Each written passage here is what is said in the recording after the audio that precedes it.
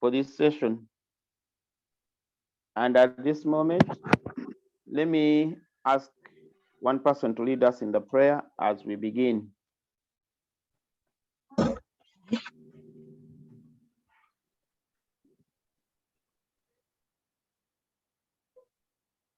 Can somebody lead us into the prayer, please?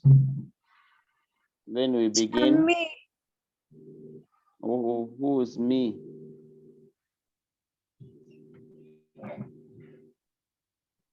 Your name, then we begin.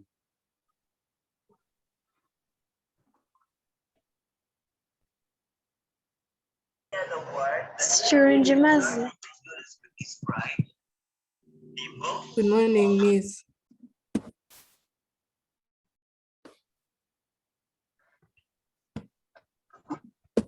Are you praying?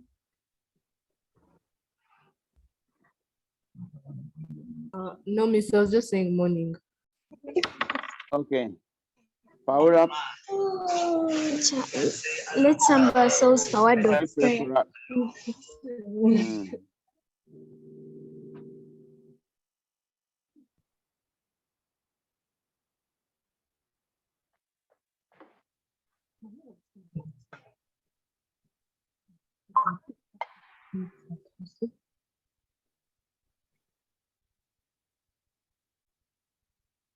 Did I hear somebody say prayer?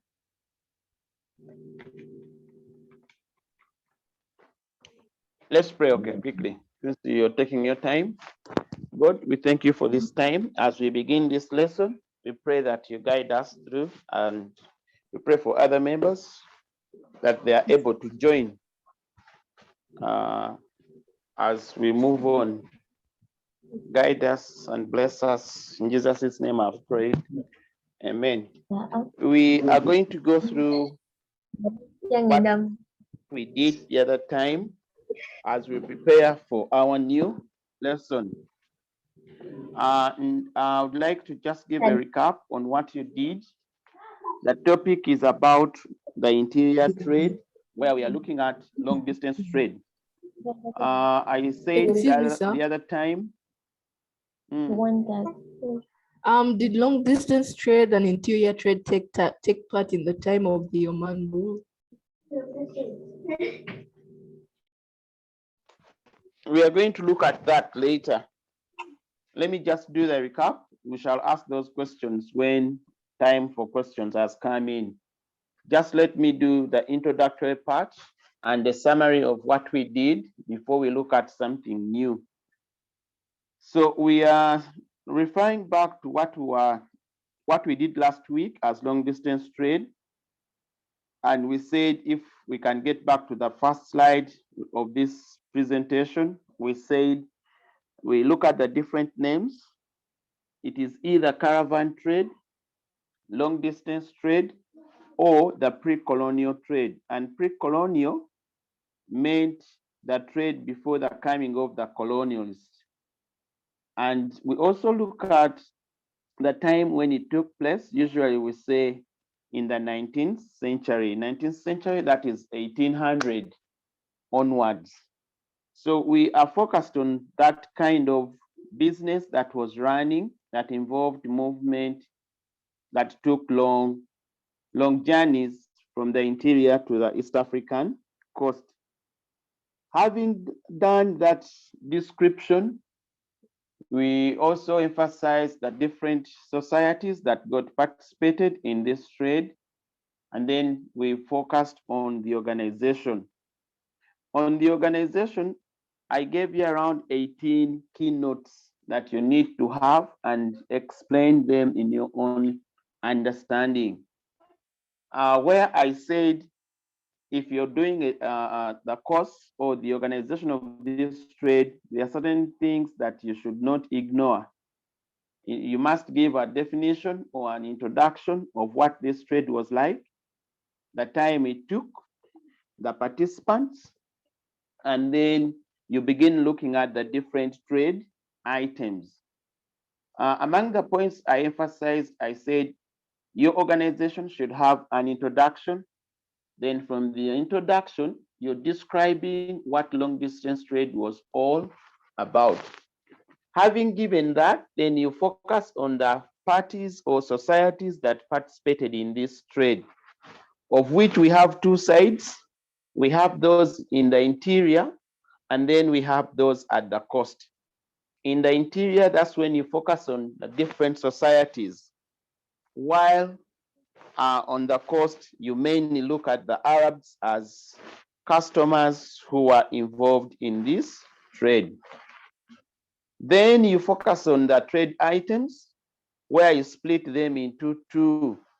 In your first paragraph, you indicate the imports. Imports were those that were coming in the interior from the East African coast to the interior of East Africa.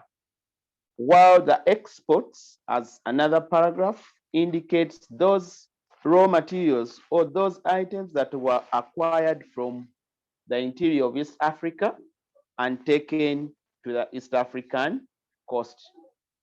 In the next paragraph, I emphasized the acquisition methods of these trade items, where I said give methods that involved raiding, and for the case of raiding, societies, weaker ones, were being raided for slaves. When you look at the other method of acquiring the trade item, and here we are looking at hides, ivory, skins, we talk about hunting as a strategy that was being deployed. At the same time, we look at slaves who are being negotiated for in exchange for the coastal items. So all these methods or strategies that were being employed in acquiring these trade items, each of them is explained as a paragraph on its own. Having looked at those means of acquisition, then you talk about the negotiation skill. This is when different traders would meet chiefs or tradition leaders to negotiate how much they would buy, how much it would cost for a slave or for a trade item that was in exchange. In the next paragraph, you focus on the medium of exchange, whereby in the first incident, it was silent trade. Then it will go and develop into a barter system where goods were being exchanged for goods. And finally, where you discuss the introduction of currency in form of coin money along the East African coast. Having seen the medium of exchange, then you talk about the communication. How were these people communicating? The key language that was being used was none other than Swahili, that enabled them to bargain for the trade items that needed to be exchanged or needed to be transacted. When these items were acquired and negotiations were going on, they were always collected, what we came to be, or what came to be termed as collection centers. So you look at collection centers like Tabora, Ujiji. Ujiji is just along Lake Tanganyika, and Tabora was situated in the Nyamwezi area within central Tanganyika. Then these were collection centers that you need to explain in your own understanding that acted as where they would store whatever had been acquired, anticipating buyers to come and sell and buy to and from. Then you focus on the means of transport. All the acquired items, most of them were transported by head porterage or by carrying them on their heads.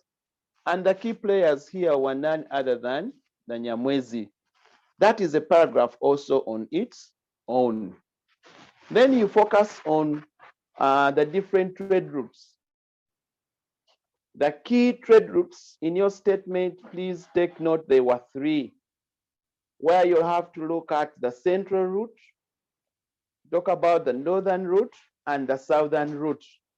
What is important here in these trade routes, please note that you need to focus on their origin, how they progressed until they reached the collection centers in the interior of East Africa, and then back to the East African coast. So you need to focus on those key market centers along the East African coast, where these East African goods were destined for or to. And as they were destined to the coast, the key market centers then were Mombasa, Pangani, Kilwa. So while you're describing the three major routes, I emphasized, or the teacher emphasized last time, talk about its genesis along the East African coast, talk about its progress, talk about who were in control of that route, and the items that were being acquired along that route. By that, you would be scoring to get the marks. But remember, each of the route is explained on its own as a paragraph on its own. And so when you're giving a description of all this, it is that will help you understand how this trade was organized. For today's lesson, we are going to look at some of the reasons that could have contributed to the rise and development. But before we get there, it is quite important. We need to accompany our organization with a map, where I said we are not artistic here, neither are we geographers. We just draw a sketch of East Africa and indicate the geographical features, where we shall have to find out whether there is Lake Victoria, there is Lake Tanganyika, and there is Lake Malawi.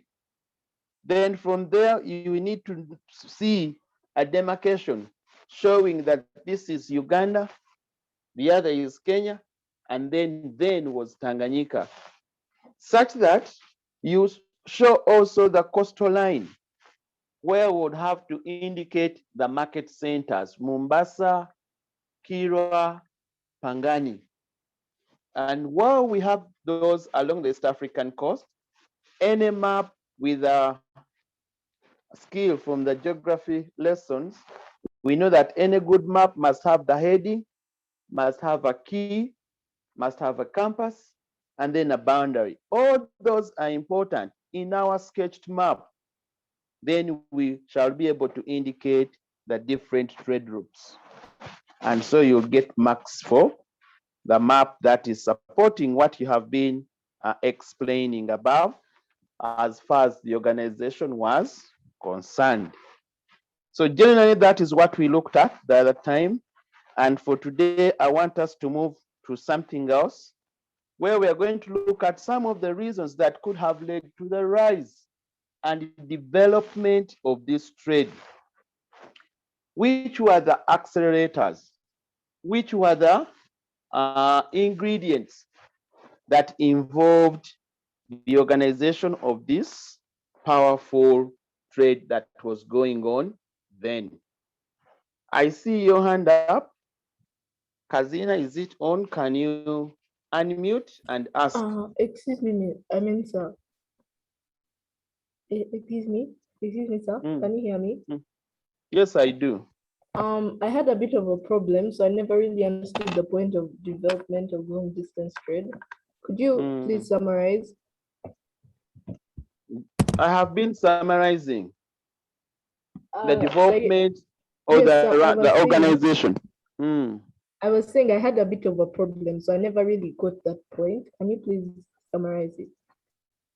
Which point do you want me to talk about? Development of long distance trade. I said the development of the trade routes. And these trade routes, I said there are three: the central, the northern, and the southern, where I said, what must we present? In our presentation, in each of these, they are presented as different paragraphs, but with the following. Any trade route must have where it started from, how it progressed, finally into the interior of East Africa. Then we indicate who was in control of that route and the trade item. So that will help us understand the different trade routes. Okay, thank you, sir. You're welcome. So today we are focused on the general aspects that could have contributed to the development of this trade. And that is what we are going to have for today. Can I have the screen on? Ndagide, I see the screen is off. Let's have it on so that people can follow. Because for me, I can just pick them from my head as we move on. It's already on. So I don't see, I don't see any. My screen is empty, blank. Must be a network because I'm already sharing. You already sharing? Yes. Okay, let me see how I go about it because me, I don't have it.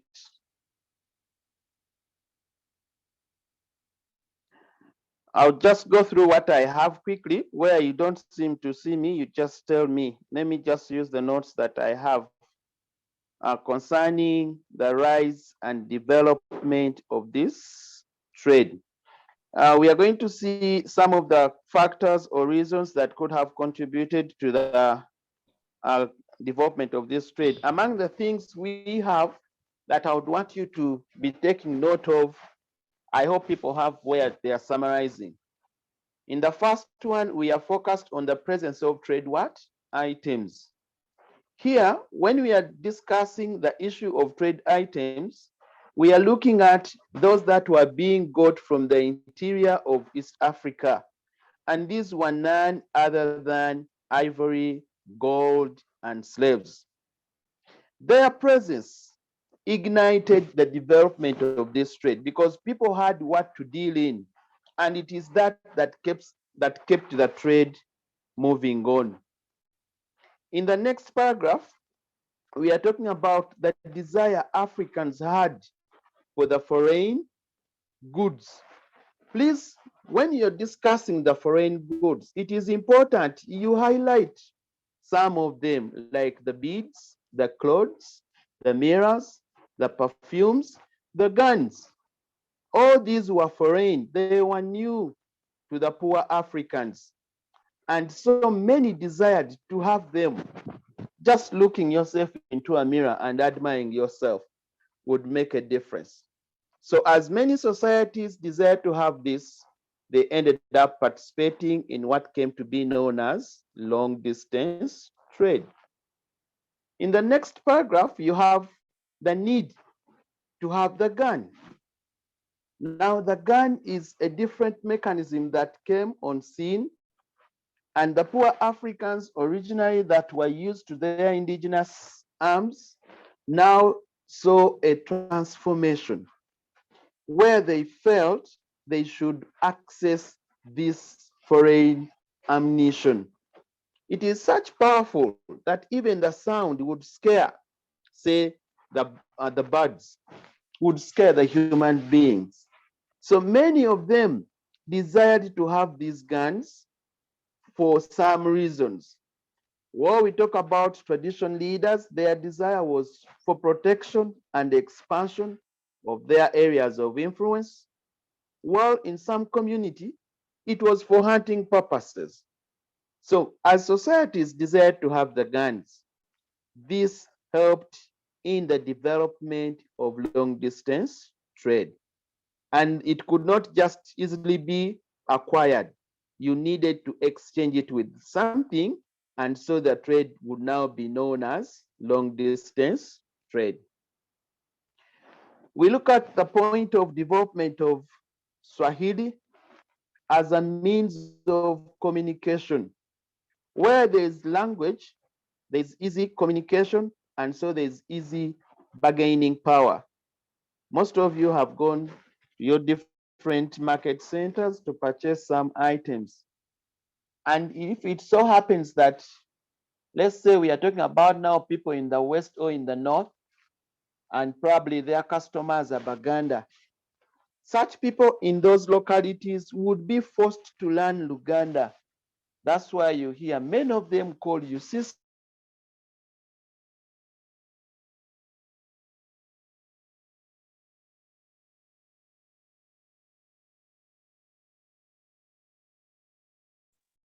Teacher, we can't hear you.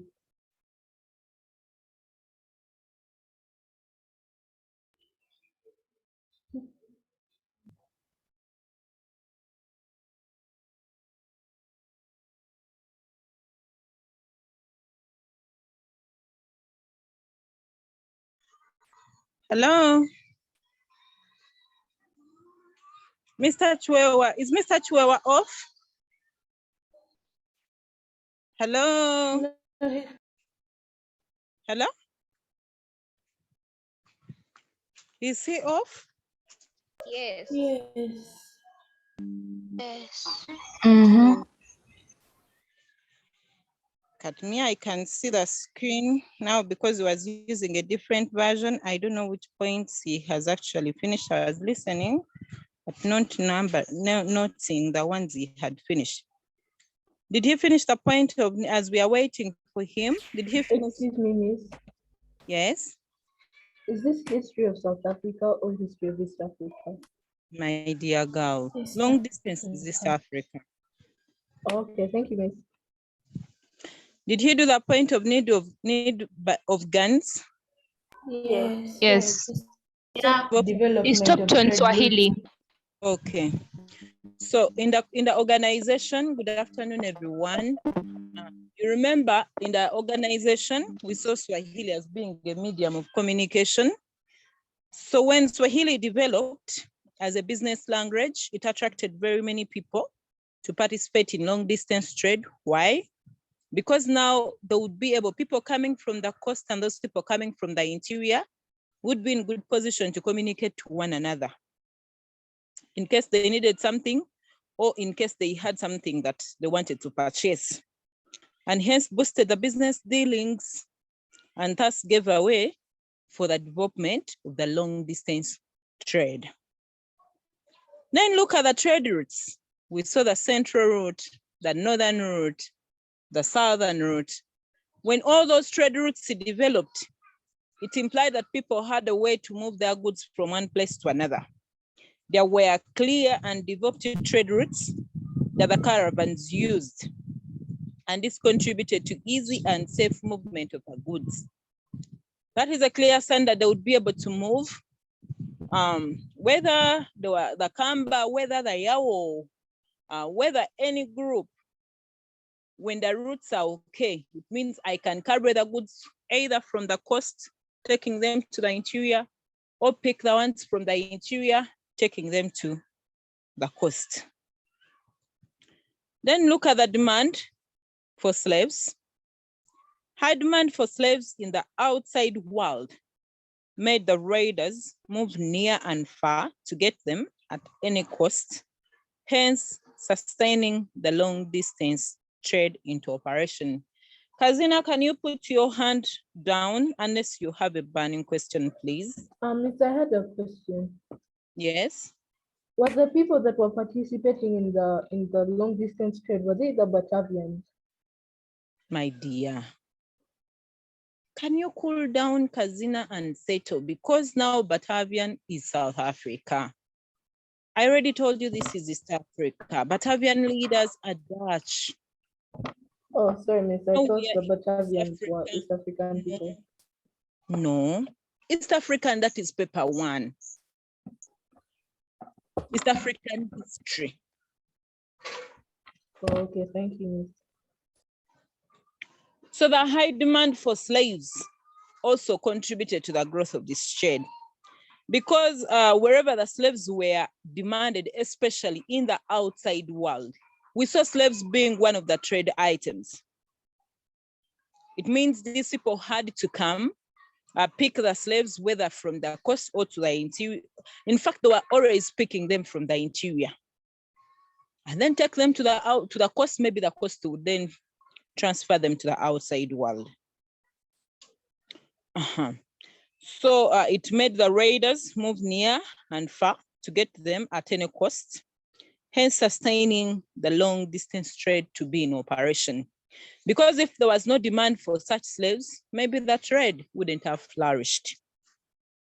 Then the presence of the Indian Banyans, I always look at the Banyanis as moneylenders. In the process of carrying out trade, these people sometimes lacked money. So they needed the lenders or the money lenders who would actually come in and lend them money. So these were money lenders at the cost who usually offered credit to businessmen through though sometimes at a higher interest rate. Even if someone gives you money at a higher interest rate, it will not stop the fact that that person has actually come in and is dealing in trade. So that's what they are telling us here, that the presence of such money lenders also had a way it facilitated the trade. Because wherever those money lenders would be there, they would be able to give loans. You rather follow a victim of the high interest rate than failing maybe to get money to your operations and business. So such people also helped. Yeah, I see Mr. Chuewa back. Can you move the screen, Dagire, and we see the next point there so that he takes over from there. Mr. Chuewa, we had finished the point of the Indian Banyans. So I don't know if now you can see the screen.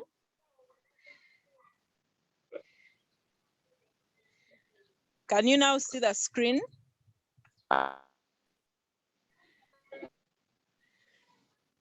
Hello? Hello? Yes, teacher. I'm calling Mr. Chuewa, though he's still breaking. Mr. Chuewa, are you back in class? Hello? Okay. Yes, Miss. The next point, when he settles, I know he will let me know. The next point is Said Saidi settlement in Zanzibar in 1840 also increased the demand for slaves. Excuse me, Miss. Yes.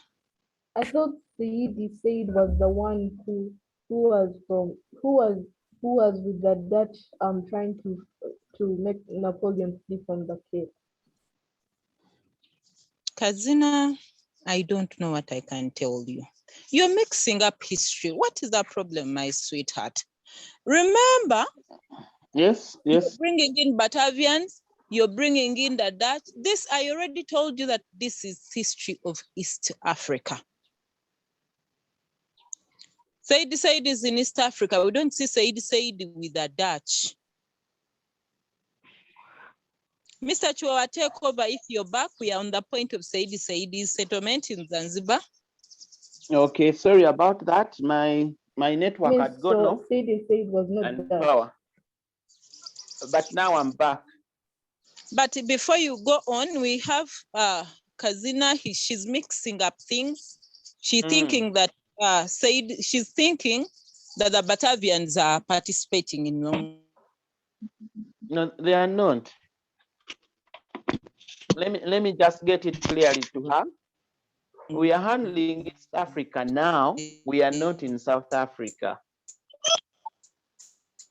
Hello? Hello? Oh, she's mixing up East Africa with the South Africa. But let's go on. Maybe she'll pick up later. So you start with a point of the Saidi. Of Saidi. Okay, but I'm also getting a feedback in my ears.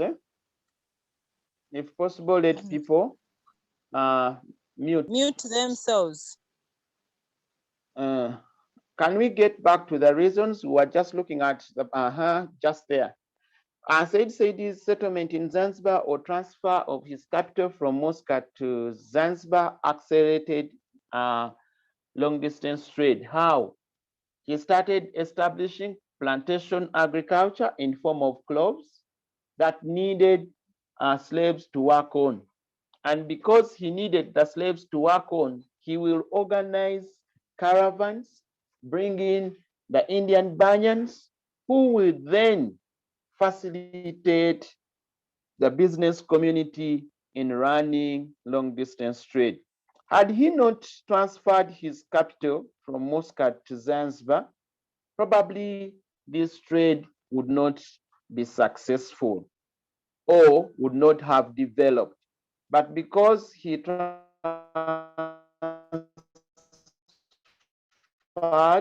he demanded slaves who then it makes it easier to organize to be known as long distance trade. It is in the same spirit that we look at his personality. In the personality, I have explained his contribution, which you people looked at how his administration affected the interior of East Africa. And among the things that he did was to organize the development of long distance trade. Can we continue to the next slide? Ndagire.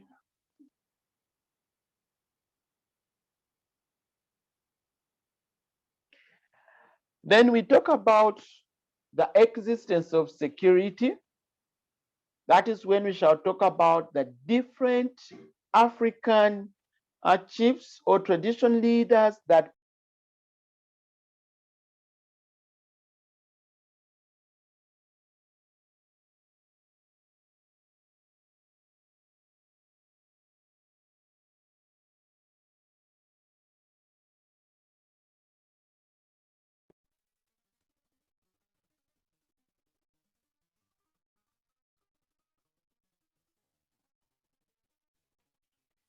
so the Rugarugas, we'll talk about the Movits, we'll talk about the guarded the caravans and the goods while in transit against the hostile tribes in the interior of East Africa. In the next point, that we have some African societies were not favored. And the point here is about the location or the strategic location of some African societies. For example, we have the Nyamwez, who are in the center. We have the Yao. We shall talk about the Akamba. These were well placed along the major trade routes. And so they took the opportunity to do this trade or to participate in long distance trade, leading to its development because of their strategic location. But still in the same spirit, as we discuss these African societies, some of them were unfavorable or their geographical location was unfavorable, especially in some seasons where their agricultural activities would not go on. So, agriculture is seasonal. There is a season for planting, a season for weeding, and then finally for harvesting. Once those seasons are done, the agricultures become redundant. So they have to look for market for their produce. For the case of the Nyamwez here, they were unfortunate in the way that even in their location, the soils in southern Tanganyika were not fertile to support agriculture. The same applies even in central Tanganyika, and the only alternative they had was to participate in long distance trade. While when we talk about the Akamba, by their geographical setting, the only activity they would do was hunting. So it is this that they did. They were able to acquire the ivory, the hides and skins that were later transacted, leading to the development of long Celebrating. distance trade. Africa, as South Africa, Western End.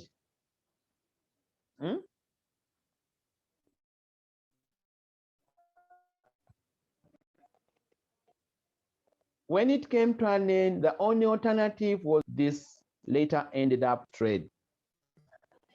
Then we focus on the point of that some interior tribes had traditional leaders who enjoyed, or traditional people who traditionally enjoyed just to adventure, moving long distances.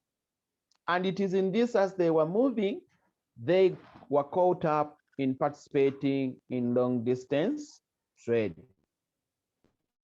Then we have the presence of capable leaders.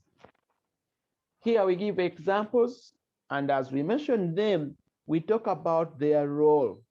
That these capable leaders were not there for formality, but it is them that organized the trade. It is them that organized the raids. It is them that guarded the caravans and the trade items while in transit. There are some points I don't see here, but we can add them, like their skillful nature also helped them in the development of long distance trade.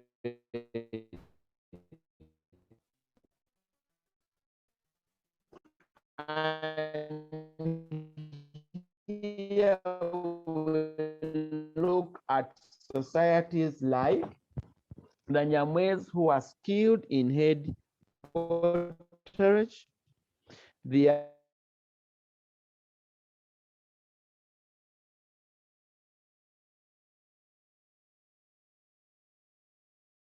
Akamba, who don't have such skills. The other would be the establishment of collection centers. It is not on the list here. With the establishment of collection centers, then it meant people knew where to access the trade items. And it is these that eventually will contribute to the development of long distance trade. So let's not ignore those points. We just have them added on. As you'll be reading different books, you'll have to look at more other points. These are exhaustive points, but if there are those you can bring in, it can also give a good presentation. So sometimes there are many questions that are set, but you take note. And the obvious one is, what factors contributed to the development of long distance trade? This is a general question that says participate in long distance trade. You just get those points and you attach them to the various societies that we shall have to focus on as chief trading tribes that participated in long distance trade. We normally accompany this. I know the teacher put it there clearly that we will have to get a map, and she has guided us where to get that map from. In a textbook by the name History of East Africa by Ojambo. You could as well refer Sure, but we don't to have this textbook. You will have to buy this book. Huh? You have a personal book, but we will have to draw this map and then make sure I also have it. You also need another book by the name You're breaking, I can't hear it. East Africa through 1,000 years. Are you getting me now? Yes.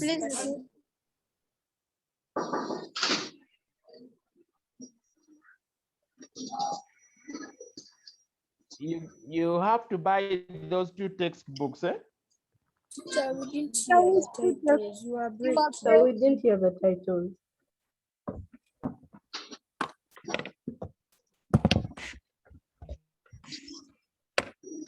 History of of East Africa by Ojambo.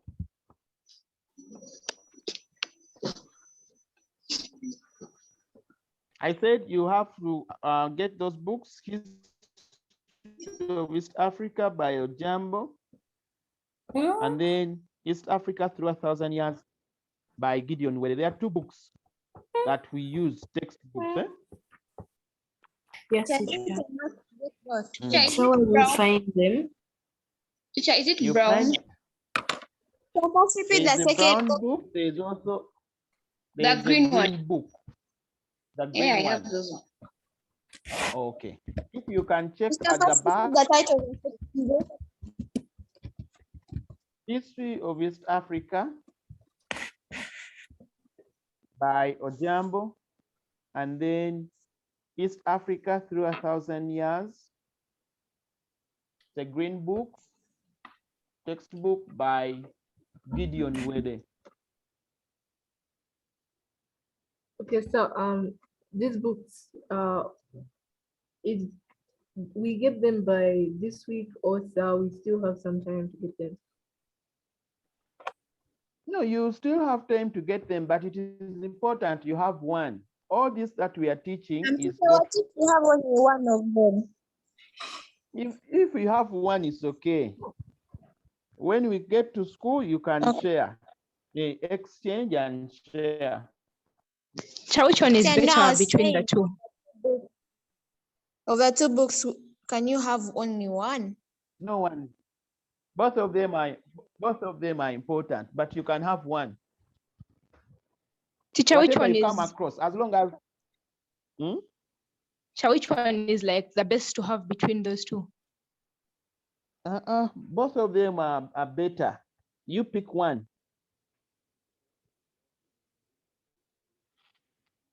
Okay. Excuse me, sir. At this time, I would like to entertain some questions before I continue. Excuse me, sir. If there is, you Who is excuse. Yao? Hmm? That this person called Yao. Who's Yao? What's the Yao? These are African societies that we are going to look at next. Oh, okay. They are the chief trading tribes that we are going to look Oh, at. so they're not Japanese or Chinese by any chance? They are Africans. Okay. Okay. Any other concern you want me to clarify? Chami, I have a question. Yes, ask. I didn't understand how their strategic location of some societies led to the development of the trade. Strategic, I said it is being placed in a good position. And while we focus on the various African tribes that participated in this trade, most of them were placed in a good location, that the trade routes, as they got developed, they ended up benefiting from those trade routes. How? Some ended up being in charge of those trade routes, while others were in position to get whatever they wanted in form of imports and exports that would run this trade. Is it okay? Yes. Any other question? Like you see our capital city, it is just placed in the center, in that we have different people come to our capital city, especially in season times. So whoever is in the center is in good position to sell to whoever is coming, be it tourists, be it administrators, be it just travelers. All these are catered for by the fact that those people in our capital city are well placed. So they are taking advantage of their location to participate in whatever is coming up. Any other question? Excuse me, teacher. You excuse. These notes are not on the Google Classroom. You'll get them. We are going to load them on. Don't worry. Thank you. You're welcome. Anything else more? Okay. As we continue, we look at the major trading tribes that participated in these trade routes. There are 5 in number, although the key ones that we can discuss are usually 4. As we discuss these different tribes, we attach them to the different trade routes. And it is then that we're in position to know what could have enabled that tribe to participate in this trade. What could have caused them? What are the reasons that could have led them to participate in this trade? And it is that would turn them to be outstanding people as far as long distance trade was concerned. Among the tribes that we focus on, these include the Baganda, the Yao, the Nyamwezi, the Akamba, and the last one, the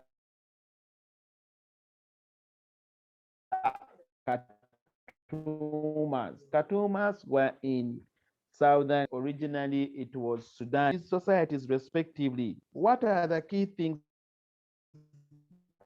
that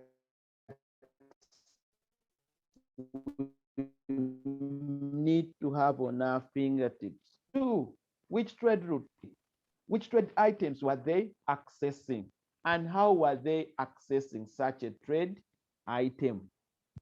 3, did they have any chief or tradition leader who could have played a key role in organizing for this trade?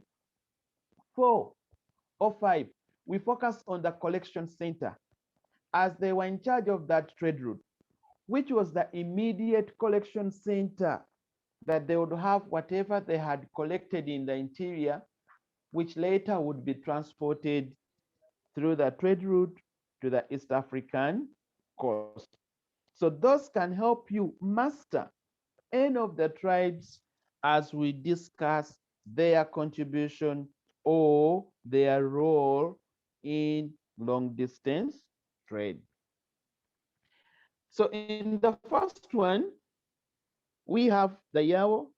They are the ones I would want us to begin with, and would want to see what they did. I'm going to request somebody to read quickly, and I'll do a summary about them. So can somebody read?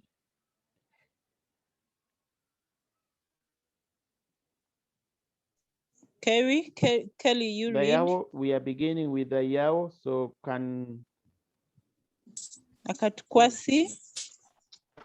The chief trading tribes of East Africa in the long distance trade. The Yao, in brackets, the role of the Yao in long distance trade. Originally, they lived along Lake Malawi where they practiced agriculture. They used to travel long distances. Other people, please, let's mute ourselves. Go on. They used to travel long distances across the borders of Mozambique, Malawi, and coastal areas of East Africa. They were the first to develop the long distance trade, and they were the major long distance traders in southern Tanganyika. By the 19th century, they had started trading in guns, cloth, glasses, and the coast, and in turn, they would offer slaves. Due to violent disruption that followed the Ngoni invasion, the Yao started raiding for slaves.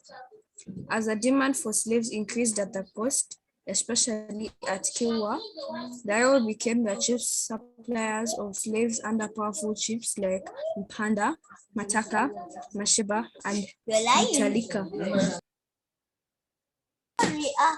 Trade along the southern route from Kilwa beyond Lake Malawi remained in the hands of the Yao. And in the hands of the Yao. So briefly, as we talk about this community, we need to take note where their location was. I think I emphasized that what initially they were doing for survival, that they practiced agriculture. Then what was found of them? This is when they kept on moving long distances from border to Mozambique, Malawi, and then coastal areas, in what came to be known as long distance trade. Because of their movement from the border to Mozambique, to Malawi, then to East Africa, they were getting items that they were moving along with, and it is those that they would now do as selling. Later, when we have the invasion of the Angoni, I hope you remember the Angoni in southern Tanganyika in the migration and settlement of the Bantu from South Africa. It is this that interrupted this trade. And so it also changed the livelihood of the Yao. So they knew, or they also sensed that once we capture people, we can sell them as slaves. So their best item they could get now was none other than slaves. Talk about their leaders, because these are the leaders that are going to organize this trading activity. They would mobilize, protect caravans,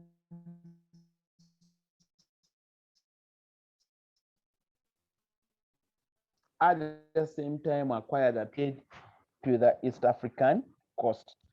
Still, as you talk about them, which route were they in control? It is them that were in charge of the southern route.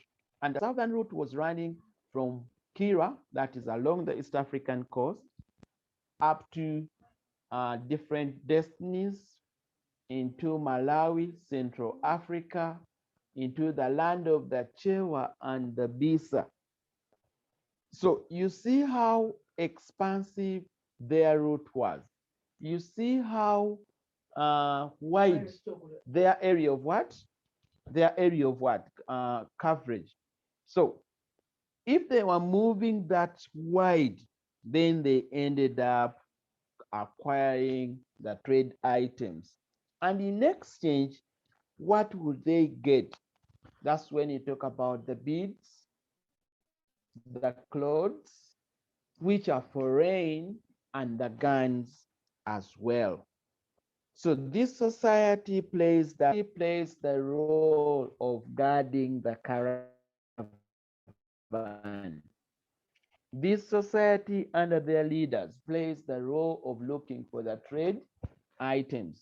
It is this society that will establish what came to be known as the Southern Route. If it is not them, then they are not in position to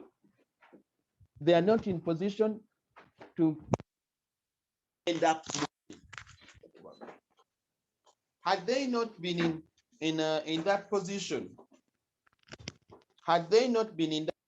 then this community would not have come out outstanding as slave dealers or as participants in long distance trade. Okay, is there anything you've not understood concerning this society that you'd want me to discuss more?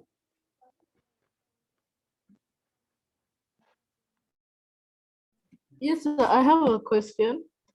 Did the Yao have like a leader? Yeah, we've talked about the leaders there. So I never had that. The leaders are there. What's his name? No, even as we read, we also outline them. So what's his like name? Mpanda, Mataka. Mpanda? Did you hear us read those? Sir, Mpanda, Mataka, Masheba, Matarika.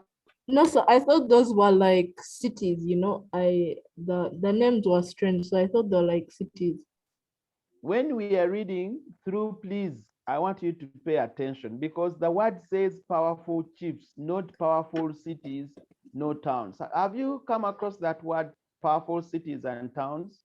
We are saying powerful chiefs. Oh, okay, so You know I who- you know wasn't seeing the text on the screen. Oh, sorry. Yeah, Okay. I hope now it is clear. Eh? now it is. Thank you, sir. You're welcome. Any other person? So I beg to hand over to Teacher Resty to do a conclusion in the remaining 2-3 minutes. But Shona has a question. Shona Dagire, Good your hand is afternoon. up. Shona, please. It was for reading. The noise. Shona, yes. I had forgotten it up. It was for reading. Sorry. Okay. Any other person with a question? So, Yeah, the leaders of Teacher the year. Resty, yes, Ebo. it is my humble request when people unmute and the noise place, they try to move away. That thing disturbs me a lot in my ears. Chindeetera omutwe okunuma. I'm likely to, I don't know what I'll do, but whenever somebody is Needed to speak.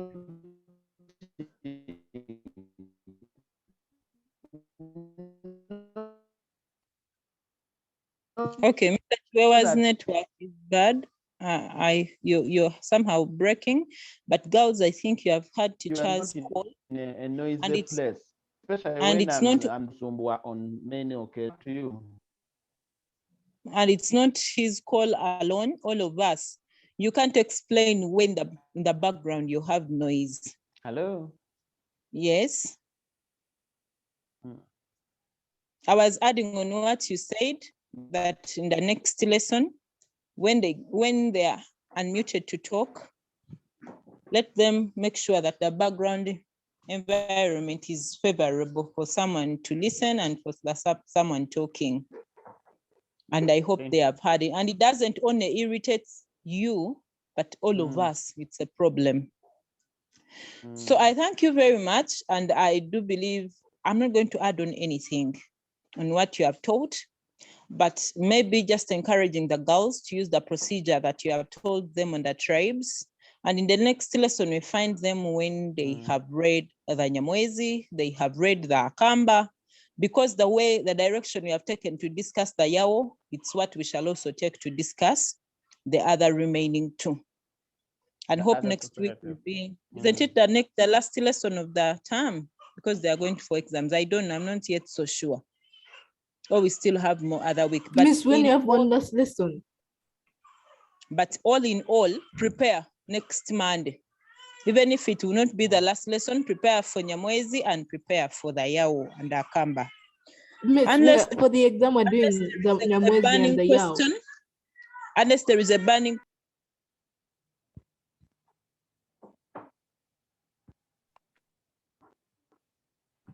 Teachers put the notes on Google Class. The notes are going to be posted there. So unless there is a burning question, our time is done. We get someone to lead us in a closing prayer.